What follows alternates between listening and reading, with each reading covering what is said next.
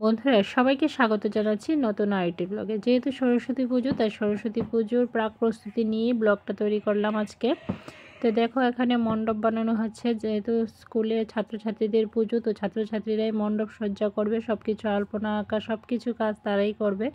তো এখন তারা সেখানে প্রস্তুতি চলছে। সবাই অবশ্য এখানে নেই, উপরের ক্লাসে কিছু ছাত্রছাত্রী ছিল, বাকিদের আসেনি। তো এখানে দেখো কাজ চলছে। তো এখানে আমরা কি করব, বেলপাতা দুব্বা এগুলো বেছে নিয়েছিলাম। তো এখানে দেখো নবম শ্রেণীর ছাত্রী শর্মিষ্ঠা দাস আলপনা আঁকছিল। তো তার সাথেও সহযোগিতা করছিল আরও দুইজন, বাকিরা আসেনি, কৌশিকা আর অনন্যা। তো দেখো এখানে আলপনা আঁকছে, ও সুন্দর করে আলপনাটা আঁকা হয়েছে, যেহেতু এখানে মায়ের আসন দেওয়া হবে।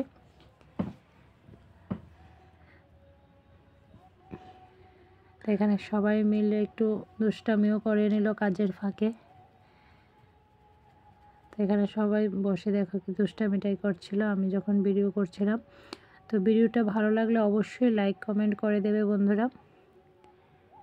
তার ভিডিওটা কেমন হয়েছে সেটাও কমেন্ট করে তোমরা জানাবে। এই দেখো আলপনাটাও খুব সুন্দর হয়েছিল।